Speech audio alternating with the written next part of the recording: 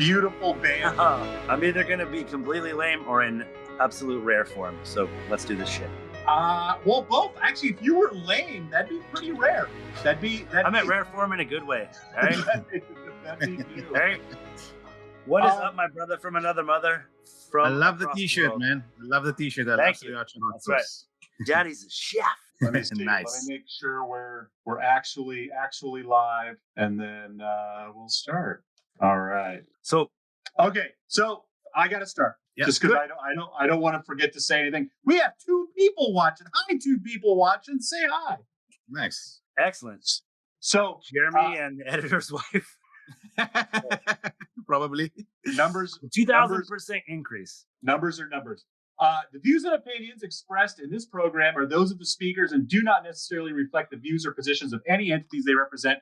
That includes Justin's political and religious exploits. But most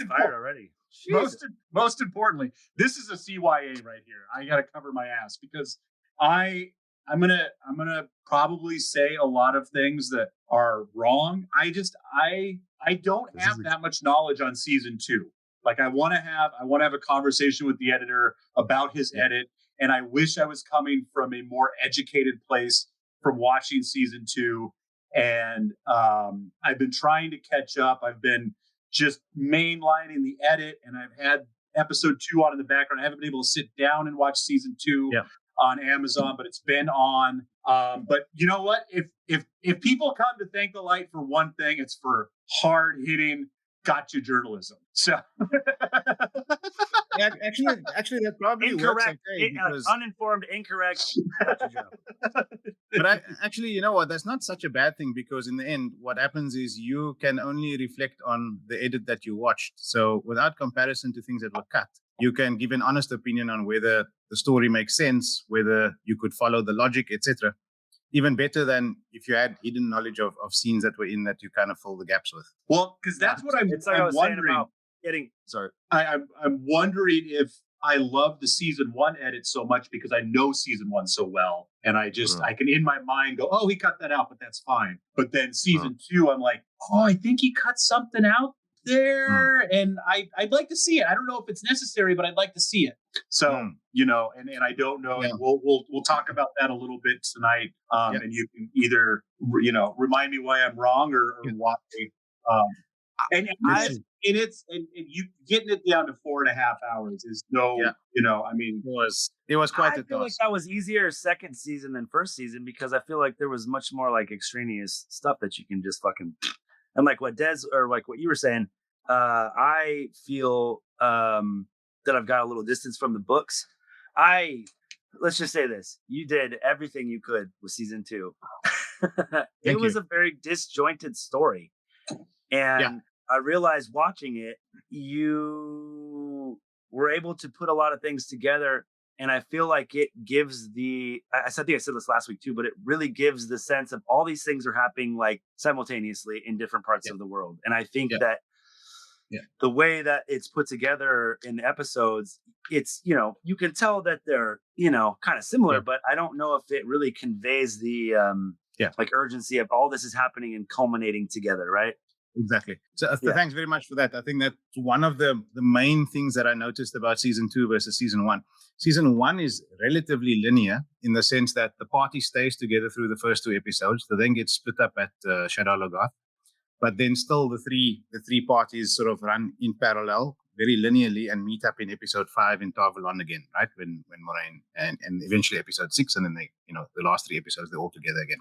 So it's very linear.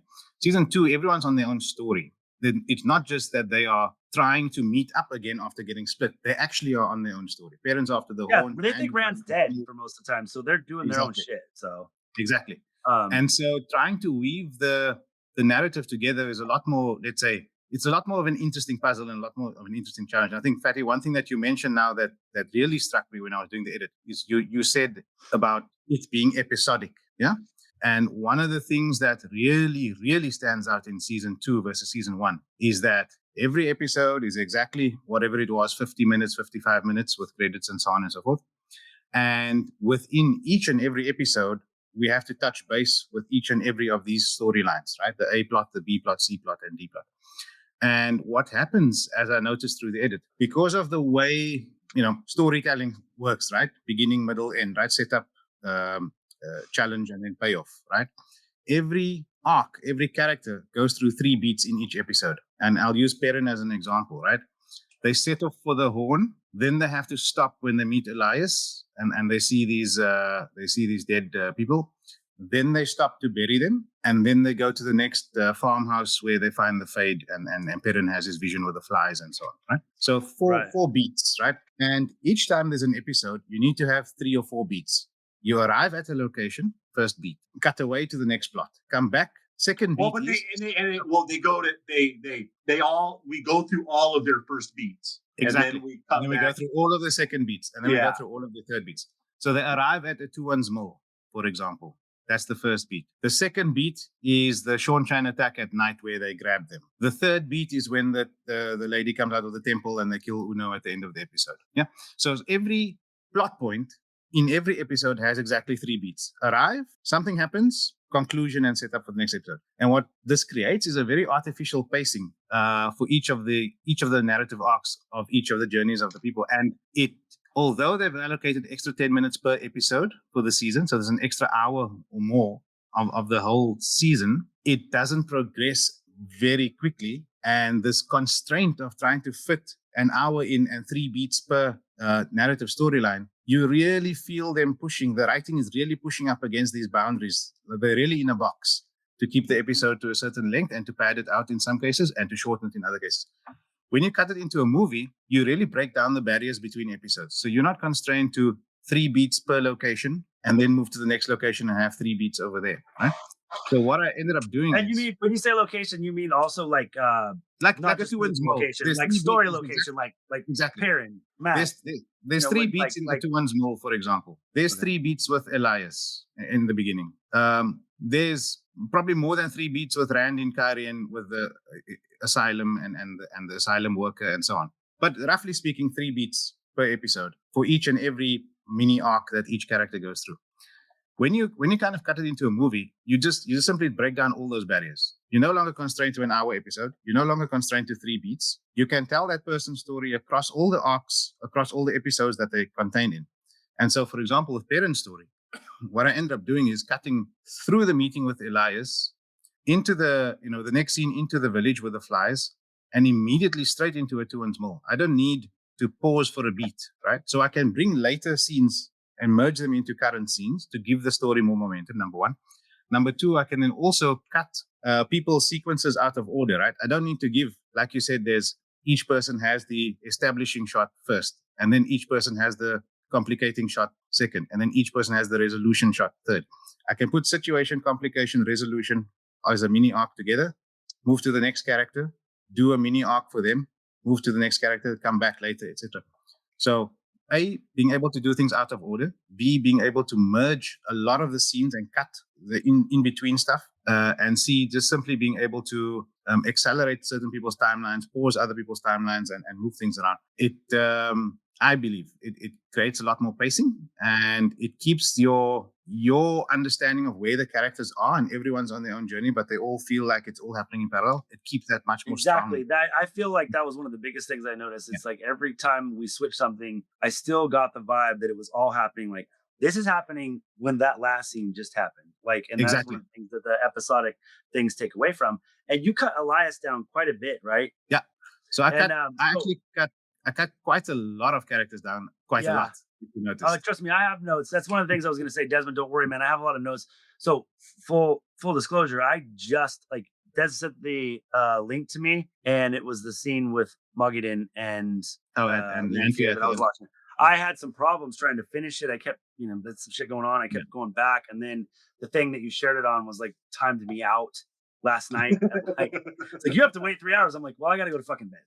And so I got home, and then I was doing some shit. So I do have some questions and some stuff.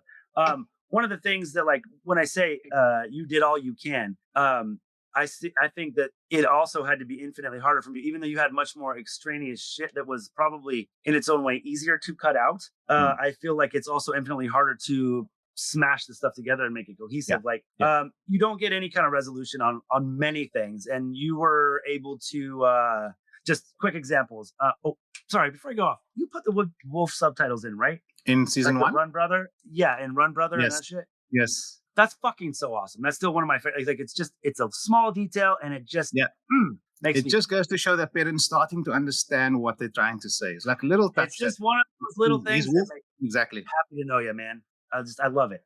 But like Loyal lives from the dagger. We get nothing. Like literally fucking nothing. I have seen a few things where it's obvious that people are kind of making excuses. They're like, oh, Uno got stabbed by a Madral. Well, okay, did he get healed by an isodivin? Because that'll fuck you up too. By the way, this is gonna blow your mind. That's not Uno on screen. That's another blonde Shinaran that looks almost exactly like the actor. Uno's in the background.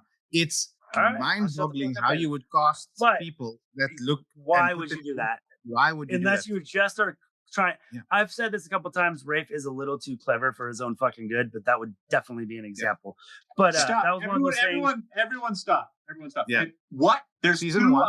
There's two eye patches. No, he doesn't have an iPad. He doesn't have an eye patch. He's just kind of like laying face away from the screen. He's laying face down. Okay. He's got blonde hair. He looks like what's his name? Guy something like that. Hey, Guy Roberts. Whoa. He's still not going to come on someday. He's lying down. He's clutching his arm like that. That's not Uno. Uno's behind him in the background, slightly blurred. Okay. Anyway, I'm gonna, one day I'll go back and do a master edit again of all the seasons. I will take out the part of Loyal being stabbed and all that because it's got no consequence on Let me get in your head. Let me get in your head about this. Just, you're talking about the 3 beats. What you could almost do, and I don't know how you would do it. This would probably, you'd have to storyboard it out big time before you even imported your video. But do 3 90-minute movies per season. And you wouldn't even have to stop it, credits, start the next movie. Yeah. But just in your head, do a New Hope, Empire Strikes Back, Return of the Jedi, the whole season. Yeah. So you'd still kind of have your beats and resolution, and take a deep breath. And then I don't know. I'm sure it's a lot easier to say than do, but it might give that, because there's a reason why people write and produce in those 3 beats. It's kind of the whole hero's journey situation. Look, there's definitely a natural 2-part split to each of the 2 seasons. I have to think about a 3-part split, but the 2-part split is relatively clear. So in the first season, it is until the point where they gentle Lowain. That's exactly the halfway point, because in the second half starts 1 month later. And in the second season, it's the part where Morain jumps in and kills Landf, and they start to escape, which is again the midpoint of the season. Now, to do it in 3 arcs, you just have to think carefully. As you say, set up, resolution, set up complication and resolution. Probably the first season could split at Shadow Logoth as the first part, and then at Tarvalon in the second part, and then going off to Faldara and the Eye in the third part. Second season, I need to think a bit about it because of those branching storylines. It's a bit more complicated. Yeah. Well, a couple other things I feel like, and I'm this is where I'm a little bit like Dez is in the how much did you cut down, if any, because I'm like Dez, not quite as familiar with the second season, but the Loyal lives. It seems like you kind of just cut a few, you cut the Dark Friend Social out, and the fact that Ishi's already with this Xian Chen, and it's why is he there? Well, you don't really get any hints at all. It's just why is he there? And I think that's better than dropping a few things that are confusing. And so those were the things that I noticed. By the way, that's not in the season either, right? Because he's just with the Xian Chen in the season. Yeah, and they don't really give a lot of hints. But you also don't need it, right? You can just assume he's scheming and he's doing things. Yeah. It's a fair enough. And this is a question as well as, did you cut this down at all to make it more poignant? Because I don't think you did, but maybe a few little things. Mm-hmm. When Morain is taken off and the faceless, how do you say it? Madral? Madral. Fade. I say I like Madral better, but Fade is Madral just sounds cool, but I'm always afraid I'm gonna say it wrong, right? I'm like, oh, look at this hick from Spokane. He says it's stupid. Suan. Sweet. Sorry. But who sends them? That's like I said, did you cut it down at all? And also what's your idea of who sent them? Is just the Dark or what? So this might lead into. I was just ready to ask this, and I think this is going to lead into the same answer. When what's his name? I can't think of his name right now. The dark leader. When Ishii is talking to the Shan Chan, they keep saying our master. I don't get the sense that the Shan Chan aren't being led by the Dark One, though, are they? Not that they know of. They keep saying our master. They when they're talking to each other, they keep talking about someone who is giving them equal orders. I don't know. So if you're talking about the scene between Leandrin and no, I think he's talking about this Shan Chan. It happens twice. I think it happens. It does happen when Leandrin brings the girls to Suroth. To Suroth, yeah. But I swear it happens when there aren't any. Oh no, it does say Aes Sedai and Shan Chan. Okay, so but either way, so is she talking to? She's not talking to Shan Chan, when she's talking about our master. No, she's talking to Suroth, I think, directly, right? Leandrin and Suroth are both talking about Ishamael when they refer to our master. At that point. But Suroth is not. He's Shan Chan, right? Suroth is Shan Chan. Suroth is, yeah. So I don't sense that the Shan Chan are being ordered by the same leader that the Dark Aes Sedai are. So Leandrin is definitely being ordered by Ishamael to start with, but then I think Landf intersects, right? At some point. Yes. But the Shan Chan aren't being led by the nose, by Ishamael. Yeah, they're being manipulated by Ishamael. But again, manipulated. They wouldn't admit that he's our master. If he's trying to manipulate them, he's a Forsaken. They would definitely bow their heads, right? They're not gonna. But that was a conversation just between him and Suroth, correct? There's nobody else around, was there? I guess Leandrin says it with. Need to rewatch it. Around, so. Need to rewatch it. Yeah. Okay. Sorry. So I totally threw us off track. I thought those two answers were going to intersect, and I'll have to do more research. So, Fatty, what was your question again? Did you accentuate the stuff in Tel'Riyadh, like as far as like the kind of like no, I don't know, like not this psychedelicness No, I didn't. Was completely done by them. Okay, because I know you did that first season, right? Like you did in the first season because the first season was maybe they didn't have all the effects, the VFX and so on. So I did that whole blurry motion thing. Yeah, exactly. Which is kind of what they did in season 2. That's why I'm asking. Like, exactly. Did you do that? Because maybe they took their clue from you. I don't know because I mean, maybe they owe some money. Is all I'm saying. Just give me a little bit. Well, all I remember is that in the season 1 episode 8 finale, in the dream sequence where Rand is in that dream thing where he thinks he sees Egwene and Ishamael showing him this picture of this life together and so on, I very deliberately made discontinuous cuts so that the scenes, like he's exiting the door, but the next scene is immediately outside the hut next to Egwene and so on. And what I noticed in season 2, especially when Ishamael was, trying to do these dream visions with Min and with others, a lot of discontinuities that they cut into the shots, and I was like, I've seen this before. No good. I mean, this is probably the biggest complaint I have, and I'm like, I need you to take me seriously. Look at my face. Why did you cut Land peeing? Best scene of the show, right? Land peeing and Alana watching him from around the side. I mean, that is Jeremy fucking to a T. Have you heard the episode where he literally pees and we're like, dude, I'm guessing you don't listen to us all the time. There's an episode where we're talking about stuff. Jeremy's like, I gotta go to the bathroom, but he doesn't turn his mic up, and it's just like, and it's his headphone. It's his headphone. Oh my word! Yeah, it's so good. It's so good. Wasn't that from Naked Gun? Yeah. Yes. Jeremy, fucking plagiarist. Jeez. Thought he had an original idea.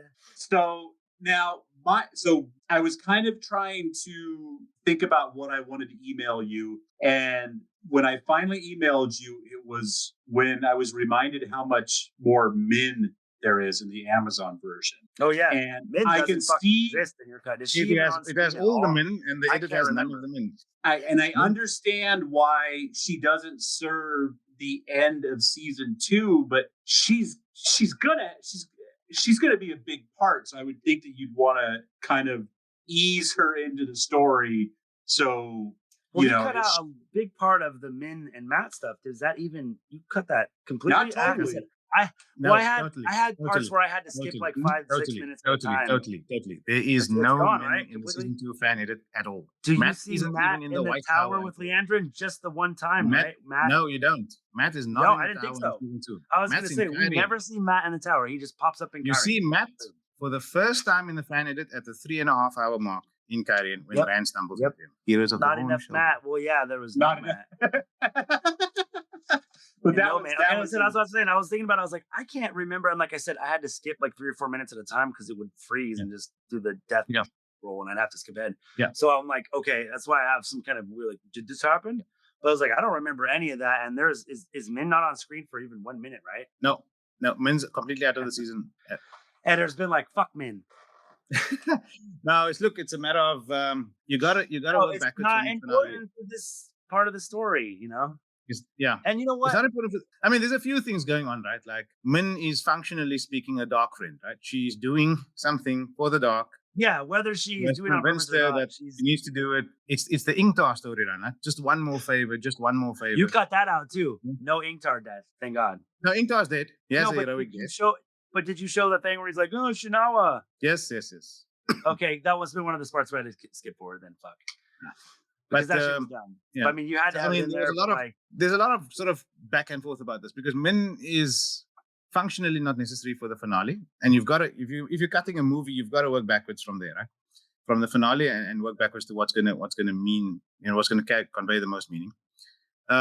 Matt in the tower suffering under Leandrin, not really necessary. We can catch up with him in Kyrian and pick up the story from there through Rand's eyes. Nynaeve and Leandrin are more important as far as that part of the story goes, right there. Exactly. So there's a lot basically to take out from that part of the story and not affect the movie as a movie. And again, I'm not trying to recreate the TV show in a condensed amount of time. I'm trying to make a functional movie that has its own 3-act structure, has its own finale that stands on its own, right? So having Min there is a character that you don't need in the story. So cut it out. Yeah, no, it makes sense as season 2 and a standalone. But again, if she shows up at the beginning of season 3 and like her visions are the reason something happens, I don't think anything related to season 2 is going to have a bearing on her plot in season 3. And I feel like, honestly, even like people will be mad at me for this, but even in the books, she's a fun character, but she's not necessarily a necessary character. I can't think of one thing that wouldn't, like, she's fun for foreshadowing and for people trying to like read what they can do. But it's important to Rand's arc and his mental state, but that comes later. Right. In the story. One thing is when the shit happens with Semirage and he does what he does, and that is the biggest reason for her to be in the entire series, in my opinion. If she was not there or a different person, it wouldn't matter as much. Do you know who she is? There would be no reason to have her. Do you know who Min is? Mm-hmm. She's Indiana Jones. Do explain, please. If you watch Raiders of the Lost Ark, if Indiana Jones never shows up, the exact same things happens. The Nazis still open the Ark. The Nazis still get their faces melted off, and the government still fine. In Temple of Doom. Fair enough. The kid. Okay, 1 for 1 so far. This is mind 1,000. Man, I've never heard this. Please continue. Just same thing as far as Temple of Doom. Really? I think pretty much. I think if he would have fucked up Kalima's temple and the water would have came out all crazy, that would have happened still. Because it's actually Short Round is actually the catalyst who get the kids to fight back. But Indiana Short Round wouldn't have been there without Indiana Jones. You're right. He's the chauffeur. He's the chauffeur in Temple of Doom. This is mind-blowing stuff. Your theory sucks ass. No, just kidding. How much about as much water as the Wheel of Prime. Is Jeremy here? What? Did Jeremy show up? What's happening? Is he here? Secrets. No, he's not watching anymore. I want to just see him pop up in your screen one day, just like, hello, like at your house. That'd be guest spot. Let's get a cutout of him and you can just put it in there and we can make and we'll make him have to come back out on the show. Yeah, absolutely. All right, you keep how much did you cut down the Lowain Morain land, like when he's, because I know you definitely made a few things around it, but did you leave it pretty much intact? Yeah, so let's talk the Morain Land storyline into Lowain. So I think widely acknowledged as, let's say, the weakest of all the story arcs in the season. And this is not me saying it. This is every review I've watched on YouTube from prominent, Wheel of Time creators and so on. That the whole angst and the way it is written and the length that it's dragged out for over the course of the season and the pacing of it drags the season down, right? So what I try to do as much as possible while keeping Morain stilled, as part of a season arc, try to reduce all of the sort of long, dreary dialogue scenes about what she's going through, how she's feeling, etc., etc. Because in the end, again, you got all the fast stuff, all that shit. Good job. Yeah. I mean, that's so annoying. So a lot of the sort of water conversations, a lot of the Alana family farm, all of those things. Gone. Right? What really matters is that Morain and Land need a reason to go their separate ways, right? Which comes down to the letter, right? The letter that she gets from Bael Doman, the poem. Right, the poem or whatever. She needs to acknowledge her mistake, and she needs to decide on her own that she needs to go find Rand in Cairhien and that she's going to send Lan away. So that's an important first half of that arc, right? And that I established through, the various shots of her getting the letter, reading the letter, Varen interjecting to say they will accompany her to Tarvalon. And then their big conversation, Morain and Lan's conversation, the one evening, when she basically calls Alana in to kind of take Lan away. By the way, I did add one line of dialogue using some AI tool. Yes, I had to basically engineer a single line that's where Morain tells Lan, I need to go find Rand in Cairhien, because I didn't have the line doesn't exist. And so I inserted that. You will notice it if you're paying attention closely to the tone of voice. But here's what I found, because I've watched lots of Star Wars edits and other things that other fan editors make. Because I noticed some stuff I didn't notice. Your brain is very, very good at not noticing it if you're not looking for it. You just assume the person's actually speaking normally, but if you listen closely, it is slightly more robotic with a slightly metallic ring to the tinge, like a little bit C-3PO-ish. A little bit C-3PO-ish, and also the tone sometimes, or the pacing, the cadence doesn't match necessarily with what was said in the previous words, because it's hard to... in the scene where she's literally telling him to go away because... Yes. I may know what you're talking about. Because there was one thing I was like... And the line says something like, they need to find him in Cairhien, something like that.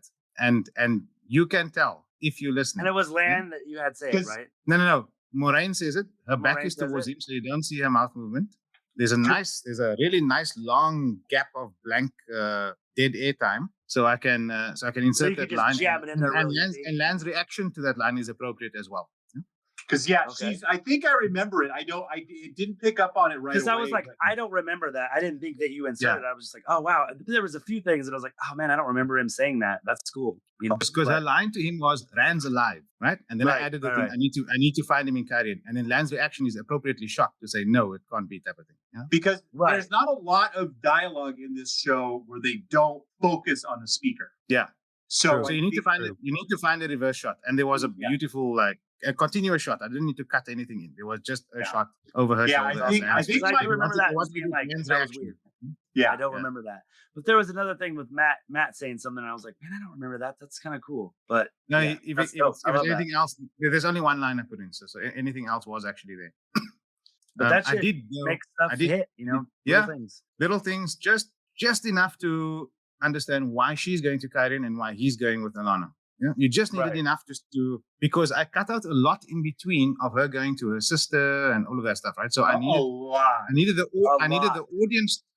audience to know that she's going after Rand in Cairhien, and so I had to put that line in. Talking about things cut out, I cut out her sister completely again, and a nephew, right? Because again, that we're not going to miss. No, because the actress isn't in season 3, so that storyline is not coming back. Oh, okay.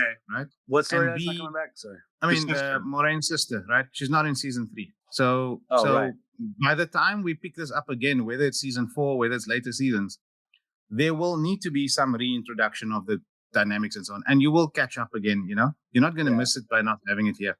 And again, what matters to the finale, right? Morain is after Rand. Morain having politics with her own sister and blah, blah, blah, completely irrelevant to that, right? So rather focus on her finding Rand in the most clever and efficient way possible than chasing around after her sister and trying to play politics and play nice. Well, I think why do you think they put that stuff in lieu of other things? Like what? The most practical answer.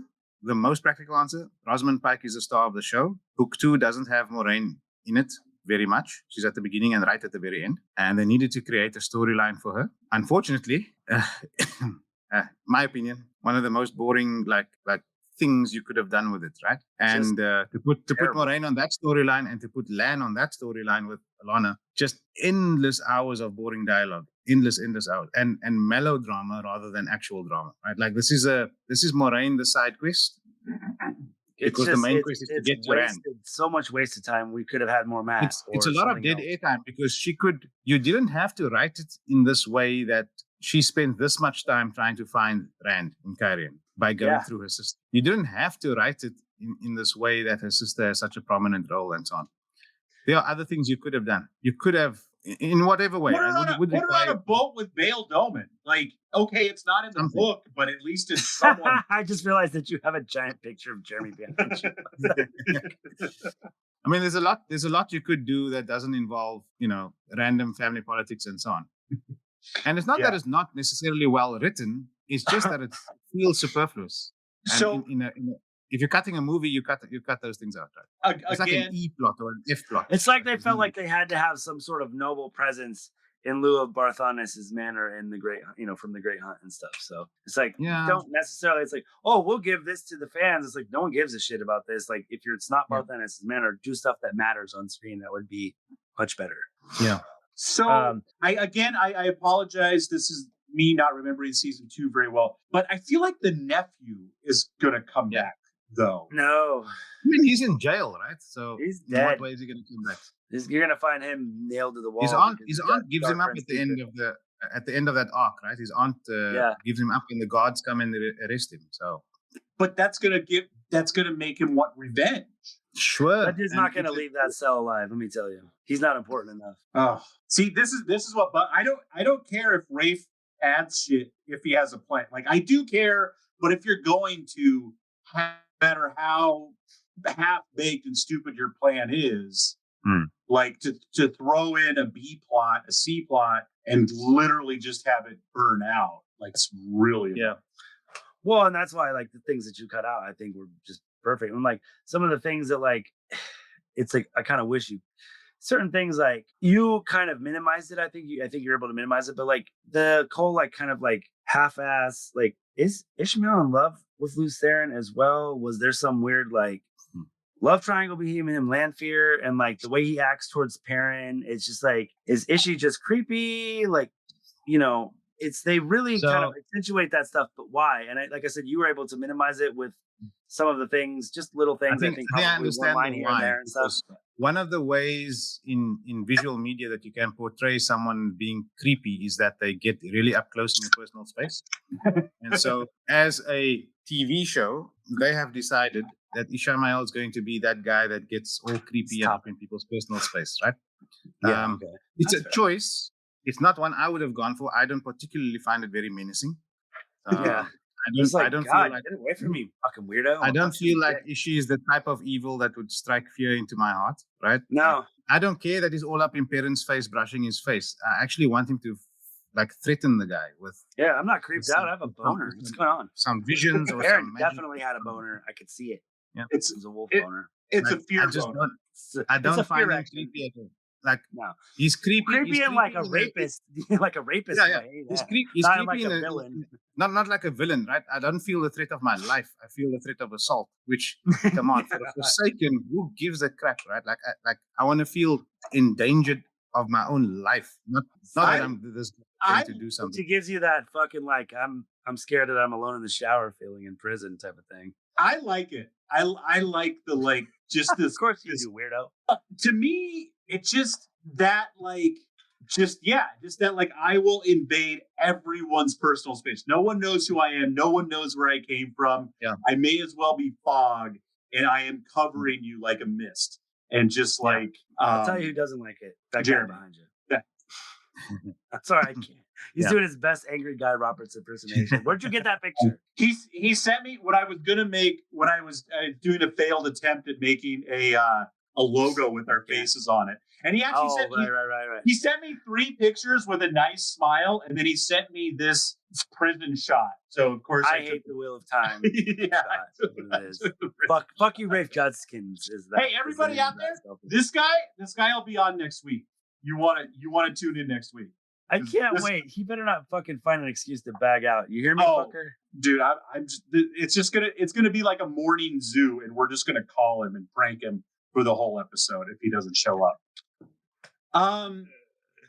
Yeah, I don't want to get too. I was almost going to start talking about episode or season 3, but that's what all next week is going to be about. Season 3. Yeah, it's all next week. I'm going to try to watch. I've been getting pings. I've been getting updates from YouTube of all the new videos that have been coming on, and I like the characters talking about, like, this is what my character was doing last season. I haven't watched any of the interviews. I want to try and keep that back a little bit. Yeah, are you going to watch it before season 3, or are you going to watch it right before season 3? No. Have you signed up for any of the interviews? Like, if you not I haven't watched any of the interviews. I've watched the opening 11 minutes. But did you see the thing where Matt does the interview or Donald Finn does the interview as Matt? No, I haven't. I heard about it. Oh, that's pretty good. Yeah, I'll at some point watch it. Have you guys signed up for the Amazon worldwide premiere next week? No. Right. So get on Google, find it. I hope the link is still available. They're going to premiere episode 1 next week, March the 8th, which I think is a Saturday. I'm not sure. And then it officially launches March the 13th. But I mean, yes, get on it 1 week early. Why not? Well, that'd be good for us because we're going to try to do a long show with the first 3 episodes. So if we can watch one a couple days ahead of time, that'd be helpful. That would help us a ton. Oh God, I'm actually so excited for it. I got a few things that are more questions because we haven't discussed the second season with him. I think a couple of them. There's a couple more questions about stuff that you've edited out, but Des, get what you got to say going. And then we could do a little speed round again, probably because just a few things because I just want your opinion on them. And I'm just here now. That's what the rest of this episode is going to be me doing. So you're going to drink beer now? Okay. Oh my God, I'm going to get so fucking hammered. I'm just so reinvigorated about this show at all. I don't have any questions. I just want to gush a little bit just because I got so off my game. I found out way too late that season 3 wasn't going to come out last August. And so all last year, the whole arc of my attitude and the podcast and everything was about season 3 coming out in August. And I don't think I found out. Justin said something in June or July. He's like, it's not coming out in August or September. And it really just I didn't want to watch it anymore. I did want to watch it, but I was like, I wanted to watch it like this. I wanted to rewatch it with people and fans and watch the edit and prep for season 3. And so when I realized I couldn't do that, I got really bummed and I just put everything off. And now season 3 is coming. I've got a great excuse to rewatch them all. I have been rewatching them all. And your edits are a fantastic way to do that. And I really, the show has its problems, but I like it and I'm excited. And I'm so excited that we're so close to having more of it. For me, it's a good show for TV. It's not the groundbreaking TV show that the Wheel of Time books are to the fantasy genre. Yeah. So it's not the same as the Game of Thrones TV show, for example. And as fans, I think we need to accept that Game of Thrones, Lord of the Rings, there's a reason they're held in such high regard because they are the absolute top of the gold standard, right? And not everything can achieve those heights. We as fans, obviously very disappointed that we are not the water cooler talk on a Monday morning in the office, right? But that's also a very unrealistic expectation. I do think the show is getting much better each season. And I'm hoping that season 3 really, really cuts down on these really long dialogues, random side plots. There's a lot of people standing around talking at people. I cannot stand those types of scenes, and you'll find that a lot of them have been cut out in the fan edit. So I'm hoping that there's enough plot. I mean, there's enough plot for season 3, right? Book 4 is amazing. So I'm just hoping that there is a lot of. It doesn't have to be action all the time, but I want to just see progression. I want to see things happening to people and them reacting in a characterful way in a world. There's a lot of important things that are happening at this timeline, at this point in the timeline in the books. And if that's where we're at in the timeline of the show, there's a lot of things that have to happen if they're going to move forward any further after this. Have to happen. Absolutely. I absolutely pray that they just nail the delivery, because we know what's coming. Pretty good about it, dude. So now I'm going to play devil's advocate here. Oh, Jeremy's here again. Great. It would be, there has to be a lot of OG Wheel of Time fans that fucking love all the talking. The books are a lot, like I argue all the time with Jessa. I'm like, how many chapters are we going to have to read before we get to a goddamn battle? You know, and again, I'm with you, editor. Like, it doesn't have to be all fights, but if you're dealing with a show like this, where the whole point is the end battle, like from the first chapter to the end of the series, it's about good versus evil fighting it out. And so it's easy for me to assume that there's going to be a lot more little battles in between. And if you're a certain type of fan, this is perf. Like, Rafe might be like, the fights are okay, but like, I love everyone talking and getting to know each other and where they're from and the clothes they wear and all that stuff. I think the difference is that there's nothing wrong with dialogue scenes, but dialogue needs to inform character. It needs to inform world building. You can't hear me? I can't hear Justin. I can't. We can't hear you. Sorry, I'm agreeing with you. Yes. Fucking yes. Yeah. And the challenge that I find with the dialogue, that's the way it's written in the TV show, is it's literally just there to move that one scene forward. Yeah. And it doesn't inform character, and it doesn't inform world building, and it doesn't inform plot to a greater extent. You need to have 2 or 3 layers of subtext going on. And I think the TV show's dialogue is all text and very little subtext. And that's a problem. And then when he does drop like subtext, it's mostly in the form of like small Easter eggs that only people like you and I who have read the books 100 times will get. And like, if someone points them out to someone who hasn't read them, they'll be like, I guess that's cool. Someone like us, we're like, yeah, that's cool. But you could have done all these things around it that would have made it hit a lot harder. There's too much characters talking to each other for the sake of bringing the audience up to speed. Especially characters that don't fucking matter. Yeah. That's a problem. That's, it's cool to have Perrin and Dane have a beer together, but also, do we fucking need it? No. We could have done some other shit right there, having Fail come in early, or just more like it was in the books when he. I actually like that scene. I don't hate it, but I love that scene, but it's just another thing. It's like, I love it, but there are so many scenes that I don't love that are added that aren't necessary. That being said, the 12 minutes that we get, like, first of all, I got someone who quit after the 4th episode of season 1 to watch the fan edit. I sent it to them. He watched the cold open and was like, okay. That's how you should open a damn show, he was like, okay, I'm gonna watch the fan edit, because I was telling him about it. I was like, if you watch the first season fan edit, I go look it up and tell me what you think. And I think as a book fan, I think you will like it. I think it will hit way better than what you didn't like about the first season. And so, like I said, I showed him the cold open. I showed him the first 4 minutes while we were working together, and he's like, all right, I can't do this right now. He's like, I'm gonna watch this later. And so he texted me. He's like, fucking dope. Nice. Thanks so much. I really appreciate it. I love hearing feedback like that, honestly. It's one of the things, like, especially like when you're making interesting choices, like which clip to use as the cold open and how to really set the scene when you hear feedback like that, it's just amazing. Thanks so much. Well, it's funny how much of a difference small thing. I mean, like, it's not a small thing because it takes you a fuck ton of work. I get that. But as far as the decision is artistic choice to just slide that to a different place or one line of dialogue, it's like I said, you cut out so much extraneous shit. I noticed so many more things, even just small one-liners, man. It's just like, fuck I love this. Am I correct in remembering that in both edits, you only used one cold open at all? Yes. Yeah. Only And the best one. it comes back to it being a movie, right? A movie only has one cold open, so I couldn't and didn't want to insert others in between. I just couldn't remember because I thought there might be a couple of cold opens that weren't flashbacks or something that kind of served that episode a little bit. No, you are correct. So season 2, most of the cold opens were not flashbacks, so they were actually continuous parts of the story.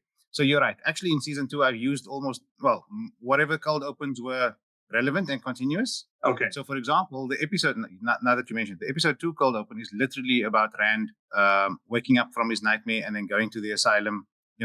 Landf comforts him, then he goes into the asylum. This is a continuous part of the story. So that's actually in the episode. That's kind of weird that they didn't choose to make all the cold opens flashbacks. Yeah, I think they really wanted to maximize the 1 hour runtime, so they got the extra 10 minutes. Yeah, they cut out the title sequence except for the very final episode, and they used the cold open time for in universe or in continuity scenes rather than flashbacks. So they gained themselves probably 15 minutes per episode. Yeah, and I still think a lot of it ended up still too much dialogue, still too much. Well, it's I think that extra 10 minutes was more like it was more like a cold closing. When I was rewatching it and I saw that episode, because I watched episode 1, 2, and 3, and then I had to hurry up and watch some today. So I skipped 4 and 5 and I just watched 6, 7, 8. And when 6 opens with Rand on the wheel, I'm just like, what? Like, you cliffhanged him going to sleep? Your volume's on mute. Sorry. Those are the things that I'm signing, dude. I'm practicing.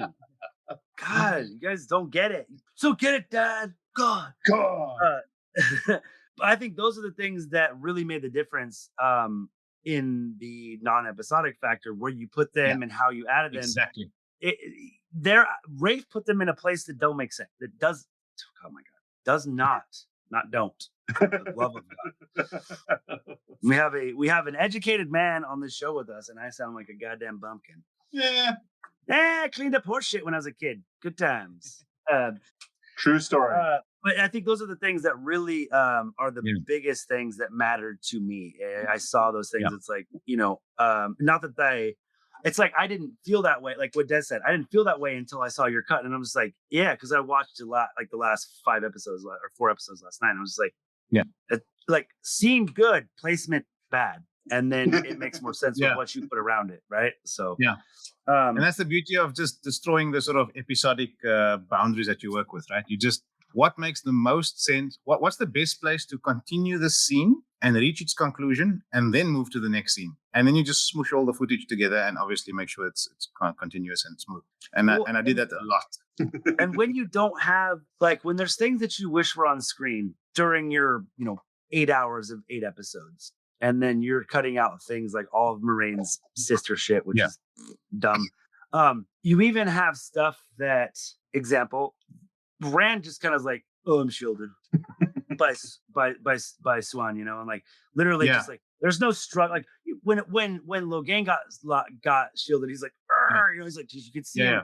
They don't do anything with Rand. Is just like, okay, Dad, okay, Mom, like, okay, I'm grounded, fucking great. Like, you cut down around that, so it was way less annoying. It was like, okay, great, he's shielded and he just is kind of like plotting, but like the long pathetic looks of him just being like, I actually cut out. I cut out the entire scenes of Swan in Carrion in that room that's made up with the Amelin seat and all that. Right, the fake Amelin seat. And the reason again comes back to this topic of dialogue, right? Like she has the conversation with Morain, and then she has the second conversation with Rand. Right. And it's all text and no subtext. Again. Well, and a lot of it's dumb because it's spelling out their plan for the sake of the audience. And then she's spelling out to Rand what his role is to be for the sake of the audience. And I don't know if you noticed, I'm actually very happy with what I've done here. I took that part where she's berating Rand, and she says to him, you are to be our greatest weapon, but not our general. Yeah. Yes. You know what the Tower says about the Dragon Reborn? We are to cage him or control him and bring him out. Blah, blah, blah. I don't know if you noticed. I took that entire dialogue and I squeezed it in as a voiceover into the scene where we are panning into the room where Rand's being held and Morain is talking to him that he's being kept captive and he's being shielded. I did notice that, but I Where? also didn't notice that wasn't originally how it was done. That's not originally how it was done. Originally, that dialogue is and in that's the way room with fucking Swan better and now that I Rand. think about it. Now move that dialogue as a voiceover into that little scene so that we get all of the exposition with none of the actual scene time. And it's implying And that Morain knows about this conversation as well. And there was Right? literally just enough dead air time to fit it all in.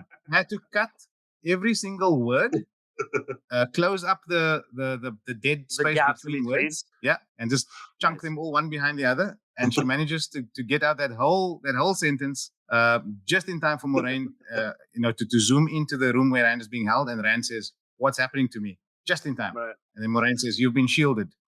But then it gives the impression that Morain knows everything that's happening as well, right? Exactly. Like, she's not there, but it gives the impression that she does know what's happening, whether she's watching the shadows or whatever. Yeah. So that's another thing. It's like the things that you did streamlined it to make you know that it's things that I didn't even know I was noticing. Yeah. I'm like, oh, cool. Because I know the story so well. And part of the things that's helped me kind of differentiate is getting away from the books a little bit. Like I said, Game of Thrones and Harry Potter and a few other things to distance myself. I'm enjoying it much better. And I'm also noticing the things that you've done, changes or omissions or movements. That's like, it makes things land better. And I think you deserve a job. So thank you. And like, there's a lot more of that in season 2 than in season 1. Season 1 is a very straightforward edit as edits go. Season 2, I really... when you said that, and I kind of you forgot about it and was like, okay, cool. And like I said, I wrote down things and like, feel free to like shut me down if I'm wrong. You're like, I didn't do anything. Like the first when we came on, I'm like, did you change this? You're like, no. But you change a lot of You're like, no. What happens if you cut a lot of the extraneous stuff out, and you mentioned this, you actually notice the things that are left behind much more prominently. Right, exactly. You don't get annoyed by like why or like not annoyed. Annoyed's not the right word. If I'm Jeremy, then I hate. But it's like, why are they doing this? And then you start kind of going off on a tangent to think like, why would they be doing this? Is there a reason? And is there something that they're trying to set up? So you start kind of like going over and left to try to find a way around why they're doing this, and then you miss what's actually happening. So like I said, feel free to shut me down. But how fast Rand shut down, you closed that a lot, which made it less mopey and lame, I think. Is that correct? So that whole scene is cut out, right? He's already in the prison room. He doesn't even go. He's not just sitting there moping while they talk about him. Exactly. Like he's not there. That was one of the things I noticed last night when I was watching the episodes. I'm like, he's still in the fucking room, dude. Like he's just like, they're talking like he doesn't even fucking exist. Like he's less than a fucking dog in the room. And I'm like, the Damani stuff. I feel like you cut a few of the like extra things out that are just like Damanis are slaves. Like we get it. Yeah. You know what I mean? Like, I feel like it also makes it more poignant that they are slaves. Absolutely. It comes back to this, every episode is 1 hour long and every episode needs 3 beats per arc. And so there's a scene where Rena cuts Egwene's hair off. There's a scene where there's 1 or 2 additional scenes of Egwene and Rena in episode 6, but more 7 after Egwene's been broken. Where it's like, okay, like, yeah, we've already established this. You're just adding this beat because you have to have 3 beats per episode. And so this one can go out because I'm smushing all the content together. Yeah. When you say beats, I feel like I kind of like, what do you mean? Like just like kind of like little beginning, plot middle, end. So every plot arc has 3 beats per 1 hour episode. I know this weirdo establishing shot, editing stuff, but setup, resolution, always. Okay. And it becomes. If you rewatch season 2, it becomes jarringly obvious that every single person, every arc has 3 beats per 1 hour episode. It's sometimes 2, sometimes 4, but like there's a definite arrive at a place. So set up, establish a conflict, and then resolve the thing to go into the next episode. Well, and that's where Jesus, I'm losing all the words. The HBO show, the George R.R. Martin show.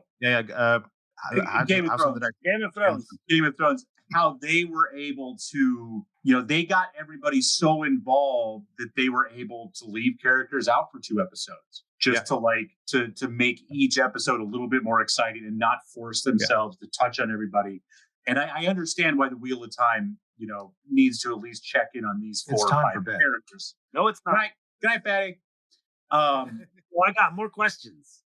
But yeah, and again, if the Wheel of Time was able to come out every year and get in it and make people know that we're definitely going to get more Wheel of Time, then we would be a little bit more acceptable of a character missing from this episode or that episode, because we know we're going to be okay. I mean, this is what I did with Matt, right? I took him out for 3 hours. And and we didn't miss him that much because they didn't do anything that great with him fucking anyway. Yeah. Well, they just made him feel more miserable, right? And like, you don't need the misery to get the redemption at the end, per se. Yeah. It almost makes it hit harder not knowing where he is. And then he just pops up. And you're like, oh, you went back. Let him someone says, oh, you went back for the dagger. That's all you need to know. You went back for the dagger. Let him be the gambler, right? The trickster. The first time you see him 3 hours in, he's rolling dice and Rand comes across. Yep. And that pisses me off that they don't say that. He goes, I fought beside you many times. Just put gambler in after that. Exactly. Time to insert another word there. I'll need to figure it out. And that's also something that, like, it's really easy for us to be frustrated with, but that was partially them coming back from something they couldn't control. COVID, actor leaves, and the new actor's great, by the way. They did a shitty job. I love Donald Finn. Like, I love Donald Finn. I love Barney after watching your cut. I love Barney, but Donald Finn's great. Yeah, absolutely. Like, sorry, it's okay. You had more questions, Betty. You have $10 million worth of writers and producers and historians. You can do better. Yeah, I mean, okay. Speed round, because we're getting close to the end of it. I know, did you cut down Ryma's little like dance with Basan, or did I just have to did I miss that part in one of the So interesting. And why didn't they just block her also? I'll talk about Ryma and Basam, and I'll talk about Ingtar and the Sean-chan. I'll take your answer off the air. So in the battle of Ryma and Basam, there are 3 or 4 cutaways to Nynaeve and Elaine watching the battle. And I took all of that out except for one, which I couldn't because of a continuity. Like, I couldn't match the continuity of the shot before and after, so I needed a break in between. But essentially, I focused all the scenes on just Ryma and Basam and the Sean-chan that they're busy fighting. So it feels a lot more dynamic. You are in their perspective all the time. You're not cutting away to Elaine and Nynaeve watching them, and Elaine trying to silence Nynaeve from making a noise, like all of those things. And honestly, it feels a lot more visceral this way, right?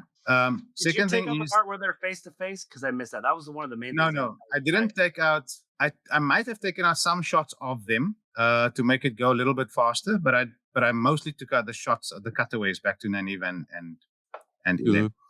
The same thing I did with the Ingtar battle. When Ingtar sacrifices himself and he says, one man could hold 50 here, and then he jumps in and There are 3 or 4 times where they cut away to Perrin, to Massima, to watching him fight the guys. I cut all of that out and just focused on him, and it's bloody intense. It's like he is mowing those guys down. There are no cutaways. Right? He's really like one man holding 50. You really feel that he could do it, and then he gets the cutaways make me miss that, because I only remember in my head until I watched your cut is him going Shinawa. That's it. Yeah. And like you said, the cutaways feel very discontinuous, and it doesn't feel like he's taking them all down. When you don't cut away, he's like massacring those guys. He's absolutely killing them. I did the same thing at the end. Yeah. I did exactly the same thing for season 1, episode 1, Winter Night. If you do, like, literally, I love watching that battle. Not to toot my own horn, but I love the way I cut it. You can literally just stand there with a pencil and paper and do a body count for how many Trollocs Land cuts down behind Morain. He's just in the background there, massacring. Massacring. Like 8 or 9. I counted 19. Counted 19. Yeah. Oh God, I'm way off, dude. He was absolutely a machine, and you don't get that from the episode when you watch it. It's just there's too many. And cutaways. That's what a warder does, dude. Like exactly, he's a killing machine. Reading the books, like like they can literally just be like getting down like that, and nobody else does. One thing that was really, really challenging, except for the Blood Snow, all the other battles in the entire 2 seasons are very badly edited, shot and edited. They're dark. They're dark, but they also use too many angles. They don't stay with the action, so the continuity is edited into smithereens. Well, because no one was allowed to touch each other. For the COVID one, for season 1, that's fine. But for season 2, even the fade fights, right? There's no nice open. Even, by the way, again, Avienda and Perrin versus the White Cloaks. There's a lot of cutting. Like, if you could stay with Avienda the way you stayed with Shael in the Blood Snow, it would have been that much more powerful to actually just see one continuous take. We should just if you just instead cut that same amount of time into what Perrin was doing and what she was doing, and while you do Perrin's, you can see her doing what she was doing in the background, so you know what's happening at the same time. Absolutely, I agree. I do think they need a better choreographer and because that seems much more staged. Like, someone who knows how to shoot action. Like, they need an action director more than they have the episode director do their thing, but then call someone else in for the action, because the blocking, the choreography, the editing is not for the physical fighting. For the magic, I want to talk about that at the end. I think is amazing, especially looking at the cold open. I have not seen magic like that done on screen. Yeah, I don't watch tons of stuff, but tell me something that has been done in a way where they're like throwing the air blades and the like, besides like the boys effects, which is not magic. Show me magic like that's coming out of people's hands. It's not just fire or something pedestrian that we've seen a million times. I mean, can either one of you guys name one?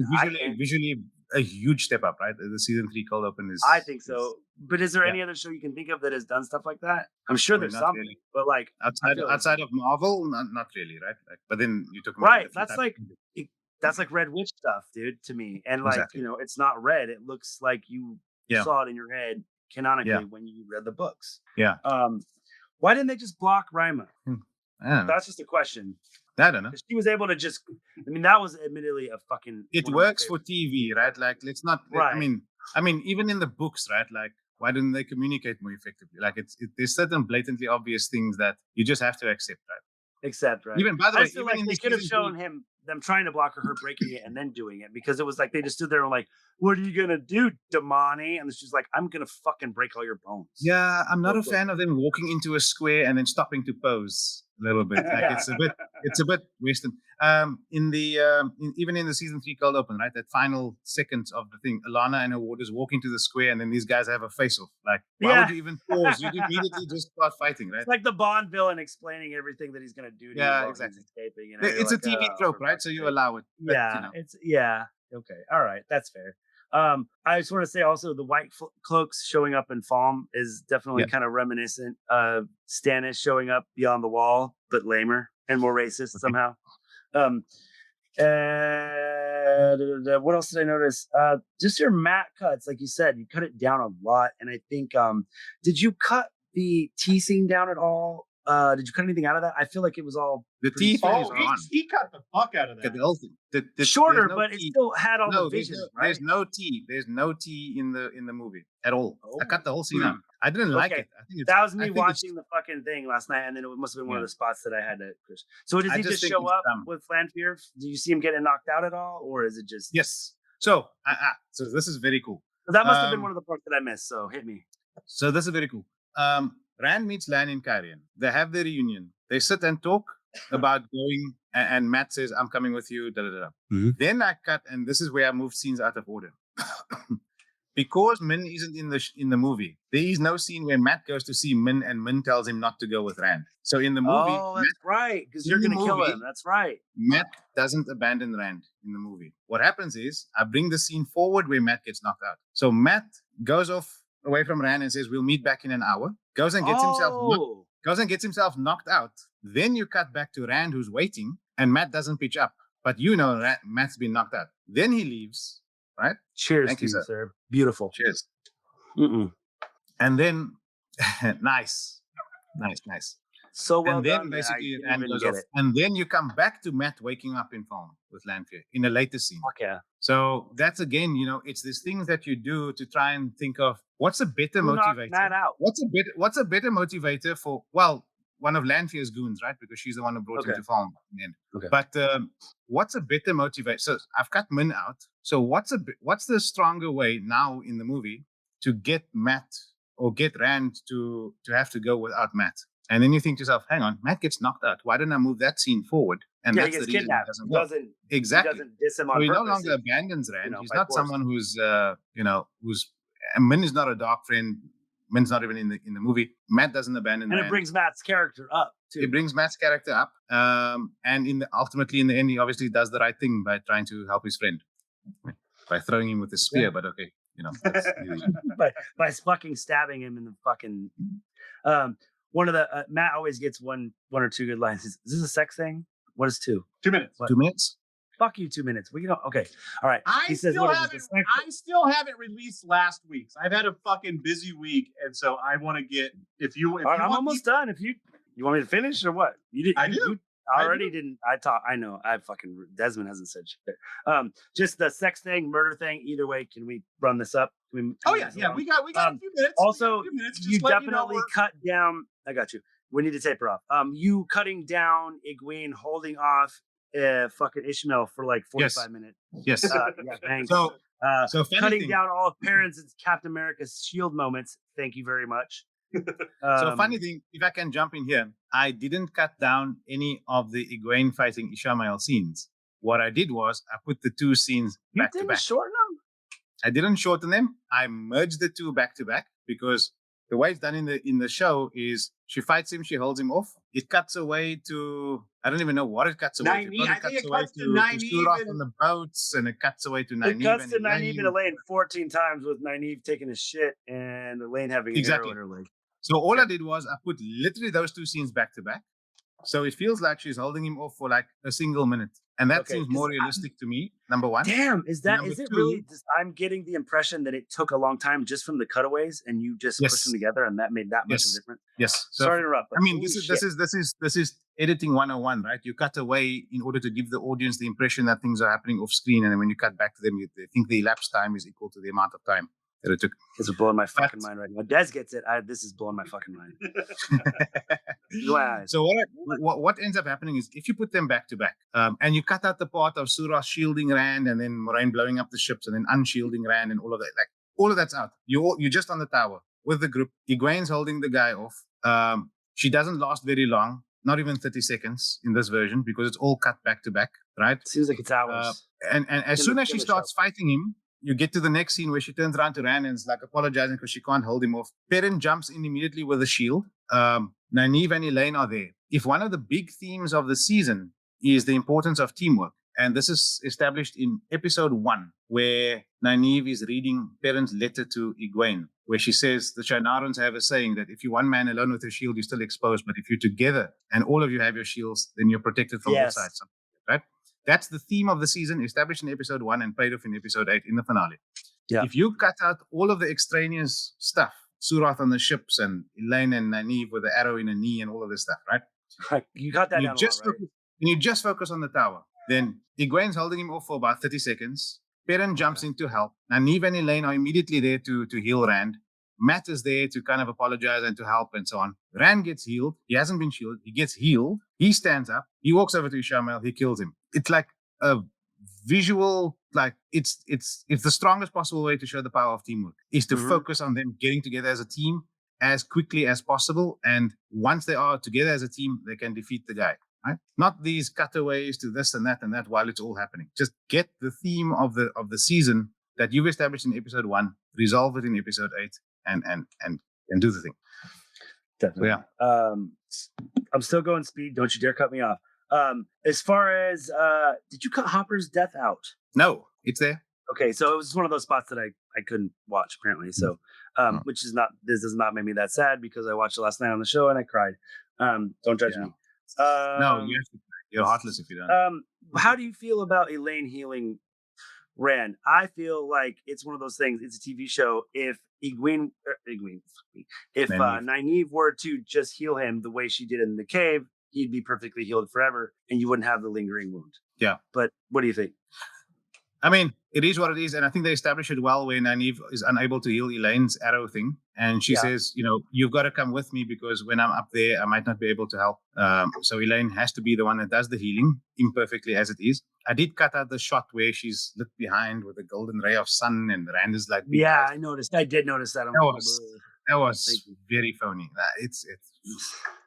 No, that's a lot of the things that I did notice that you cut. It's like there were enough. There was like one like super cheesy thing. I think probably every episode. I just kind of went like, even the cold open. Alana, let us in. You guys are warders. You would be like breaking your body trying to get that down, and you would accept any instead of help politely in knocking on the door, right? Yeah, hey, let us in, bro. Like it's like that's just crazy. I'm already example. picturing where to like snip that cold open. Cut that out. Alana, Yeah, that 1-1 doom. Yeah. and then boom, it blows up. Yeah, that would be a good spot. But you could get them approaching the door and then it blowing up in their face and then just or even just like Alana, and then Yeah. That was pretty Exactly. sick how the Red Sister just ices homegirls warders, like Yeah. pops their heads. Anyways, that's for next week. Little teaser. Okay, Des, I'm sorry, I feel your eyes. First of all, the book art at the end, that was fucking awesome. Our boy Lorne nailed his predictions on the cold open as far as like where it was going to land and stuff. Yeah. Unraveling the pattern. If anybody listens to us, it's a plug. Trust me, I just hope you'll mention the best Wheel of Time content creator. He launched. Hands down. I mean, I love. He released another video yesterday or today, your time, I suppose, this morning. Yeah. Dude, I mean, and I love John from What Up. Dude's awesome. He usually has a lot of scoops. Lauren doesn't get as many scopes, but his breakdowns and his prediction stuff, like even if they're not right, are so entertaining, and he finds so much stuff to back it up that the videos themselves. Production quality is through the roof as well, right? Like it's insane. As well. But the videos themselves, just absolutely fucking entertaining. You will get lost in them. You're like, fuck, if you're a Wheel of Time person and the lore and everything, it's absolutely. Great. Everything else is just talking about next week. Do you think Shiriam is compulsed about the confusion, or is she playing dumb on purpose, if you catch my meaning? It's such a strange way to do it in the TV show because it's neither here nor there. Like, I don't know that the way that they established it in the TV show, that it actually matters whether or not she was compulsed or whether she was actually doing it herself. Because what difference does it make in the TV show? Well, like what difference does that make of her writing that in Noah's book if she was compulsed or if she wasn't compulsed? If she was just giving a hand on purpose? Because either way, she's pretending like she doesn't get it to cover her. I think. So what is it? I think the only reason that exists is not because of the compulsion. It's so that Varen can say that line to what's her name? I forget the sister's name. The one from Harry Potter. Jo. Yeah, Jo. It's so that she could say that line, so that the next line could say, "Oh, but that means the Black Ledger is real." I think that's the only reason that they put that in. And again, it's one of those things where just moving that scene forward, deliberately hand-holding the audience to, like, they need to reach the Black Ledger line. So they need to put a line in about compulsion, but the actual compulsion in that scene is like irrelevant. Like either Shiriam is a Black Ledger herself, or she's being compulsed to write it, but it doesn't make a difference. Like that distinction doesn't make a difference. By the way, I did take out one line that I saw some content creators reacting to, where Cho was saying, "Thanks to my eidetic memory, I remember exactly how it was written." And the term eidetic memory is a very modern language, like it's term. Oh, that's good. Pretty modern medical term type of thing, You wouldn't say photograph. Actually, just cut out that line, and I just start the dialogue with a different. I even used a different part of the shot where they're panning over them as they're reading the letter or something, and it just starts with the. Hilarious, as you can see here, she's written it this way, and later on the writing changes. That's fucking great. Small things that I noticed annoyed other people, and some annoyed myself. I just quick dialogue cuts. They are very, very. There's one very subtle thing that you won't have noticed, but I want to mention it. When Landf and Ishamael are in the dream world and they're discussing the people, the good guys essentially, and they're going through the list, right? They talk about Nynaeve and Egwene, and they say, one is afraid of a power and the other one doesn't even know how to access it. And then they talk about the boys, and he says something like, Matt was born mine, and Perrin will soon be more wolf than man. Yeah. There is, and I absolutely don't know why they do this. They refer to Morain by name, and they refer to the boys by name. It's not good writing to refer to you. Like, you're putting your enemies on the same stature as you. The amount of times that Landf talks about Morain by first name it fucks with me, because she should say that Aes Sedai, or that nuisance, or whatever. Pathetic excuse for an Aes Sedai. The so-called Aes Sedai of this age, or something like that. The Blue Menace. Yeah. The shepherd, If the you blacksmith. refer to someone by name, you bring their stature up to your level, number one. Or in the opposite direction, it can also diminish. Like, I just don't think it should be written in the way that they're mentioning them by first name, right? It should Because be much they more should of a throwaway because they should don't treat them with respect them. disdain, right? So what I Yeah, did, absolutely. I couldn't change the naming of Morain because it's on screen. She's saying it. There's no way to fudge it. With Ishamael mentioning Matt and Perrin by name, I've snipped the dialogue very tightly, and I even overlaid one small piece, one word from somewhere else in there. So now he says, one was born mine, referring to Matt, and the other will soon be more wolf than man. And it just sounds a lot more dramatic than to say Matt was born mine and Perrin will soon be more. Like, why is he calling them by first name? It just doesn't make sense. And if you, even in the books, right, when there was 3 Taviran, you always talked about these 3 figurines, right? Yeah, always. One with a sword. Always. And it was always those 3 figurines, those 3 figures, those 3 boys, those 3 whatever. It For was a long never time, they Matt, didn't know Rand, which and one Perrin. was going to be the dragon, right? Exactly. And it was always there's a sense of mystery around referring to them as third person. So I just like little tiny one word edits is the length I've gone to in this season versus last season. And I, I'm happy with these types of little things that I've done.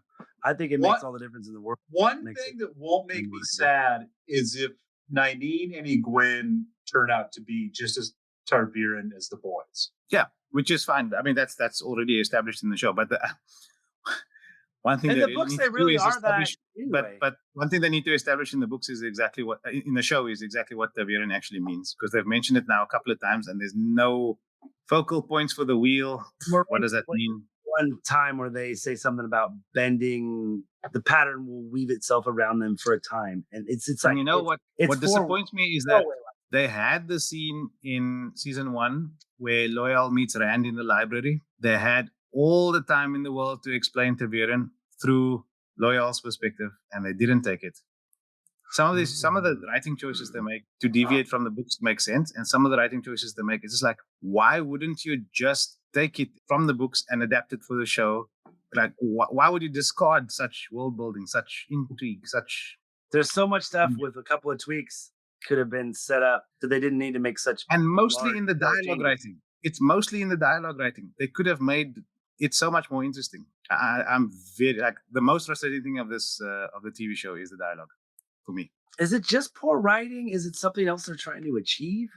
Is in my just opinion, trying it's to poor make writing. his own stamp or what? It's poor writing. It's text versus having subtext to the text, right? So they write text, but they don't include 2 or 3 layers of subtext behind the text at every given moment. And I think good writers can achieve that. Yeah. And that's how you have stories that are well-rounded, even if you don't have enough time on screen to get everything in that you want to get in. How much of House of the Dragon is 2 people talking to each other? Right? Yeah, exactly. How much of House of the Dragon is 2 people talking to each other? But how does that feel? Like, it's politically, it's charged. Anyway. Yep. This is he's about to close us down. Des is that's sitting, what is it in Grosse Pointe Blank? She says, well, my guest is taking his headphones off, and that is usually the signaling of the end of the interview.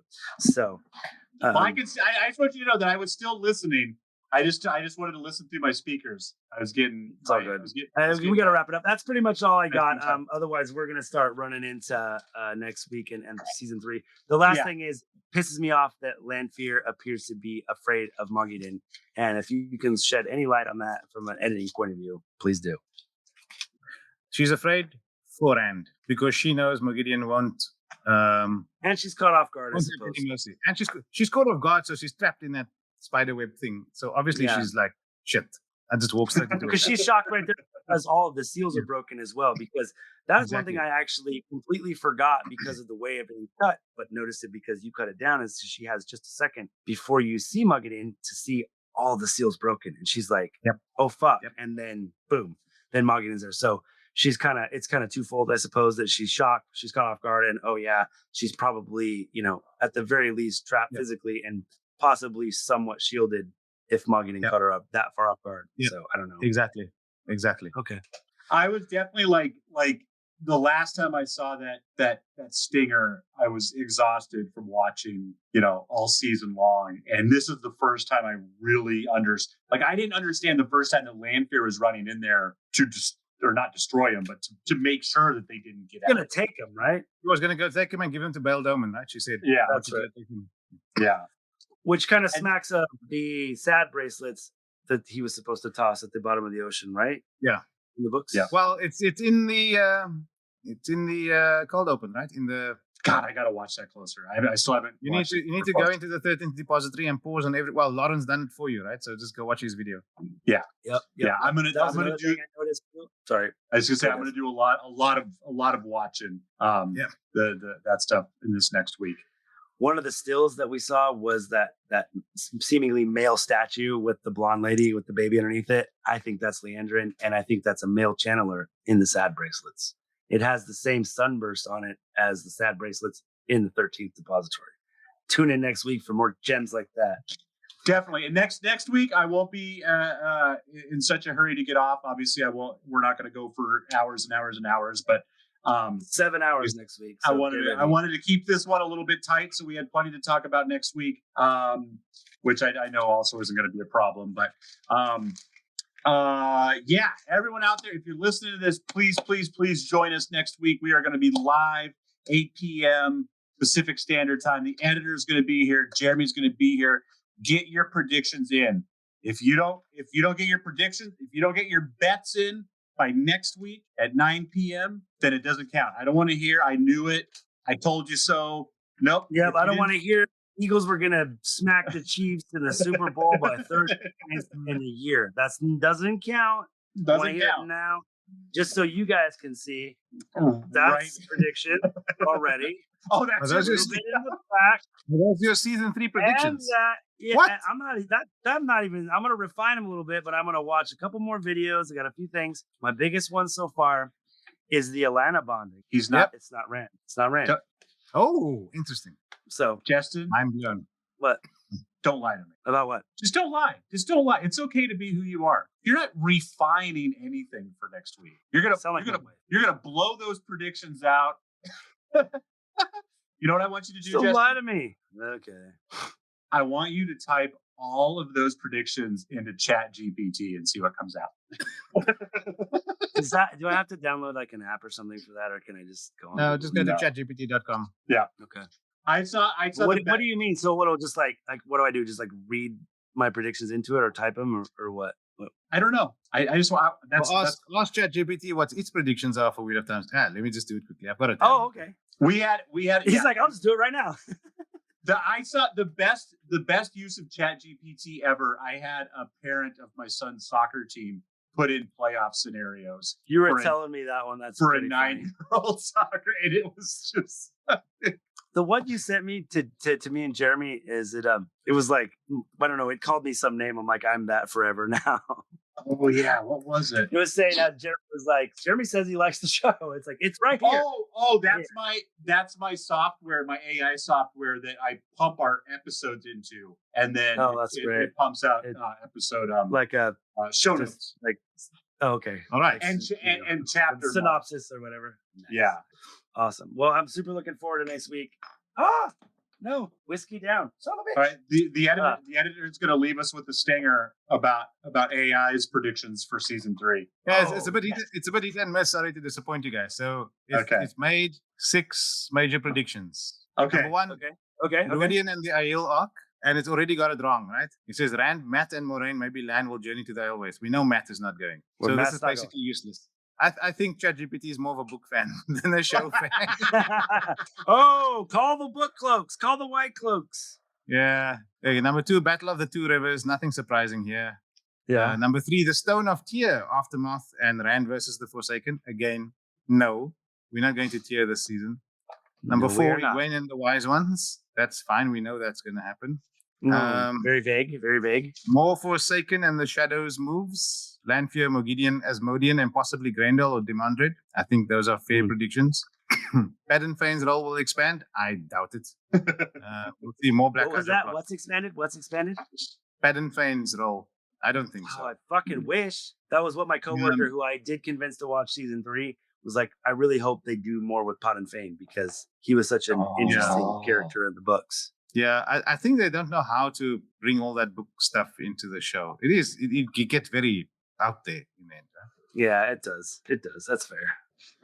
All That right. was all six? We Was will there one see more? you. We will see. Oh, do you have sorry. any more predictions? I thought it was the last one. Do you have any more predictions? No, that's it. Okay. All right, everybody. We will see you next week. And just remember, this is your home. Cheers, guys. Chat next week. Thanks for having me. Thanks again, brother. I can't wait.